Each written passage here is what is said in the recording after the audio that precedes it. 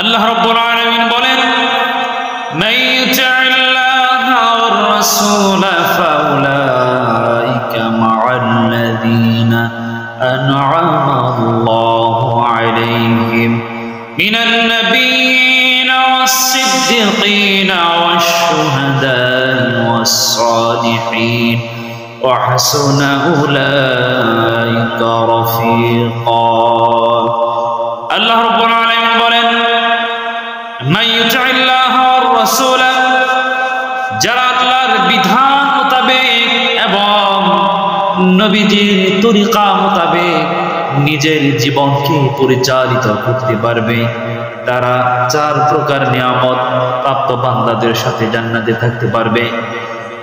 এক নম্বর হচ্ছে মিনান নবীন, নবীদের সাথে, ওয়াস-সিদ্দীকিন, সিদ্দিকগণদের সাথে, ওয়াশ-শুহাদা, শহীদগণদের সাথে, ওয়াস-সালিহিন, সালিহগণদের সাথে।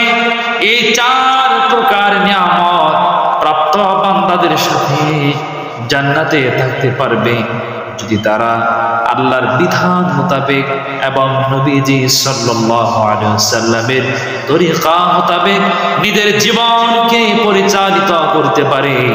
তারা এই চার প্রকার নিয়ামত প্রাপ্ত বান্দাদের সাথে জান্নাতে থাকতে পারবে বলে সুবহানাল্লাহ। এই আয়াতে শায়খ নজরুল হচ্ছে, এক সাহাবী নবীর কাছে এসে বলতেছে, ওগো আল্লাহর নবী, এই দুনিয়ার মধ্যে একটি মুহূর্তের জন্য যদি আপনাকে দেখতে না পাই পাগল হয়ে যায়, অস্থির হয়ে যায়। জান্নাতের মধ্যে আপনার সাক্ষাৎ আমরা করতে পারবো না, কারণ আপনি উচ্চ মাকামে থাকবেন, জান্নাতের উচ্চ মাকামে আপনি অবস্থান করবেন, আপনার দর্শন আমরা লাভ করতে পারবো না।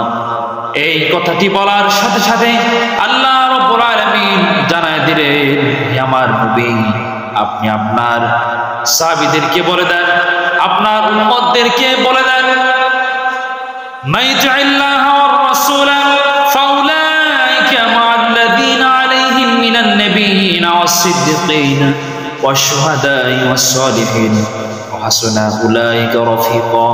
যদি আপনার উম্মতেরা আপনার অনুকরণ করতে পারে, আমি আল্লাহর বিধান দিয়ে নিজের জীবনকে পরিচালিত করতে পারে, তাহলে আপনার সাথে তারা জান্নাতে থাকতে পারবে।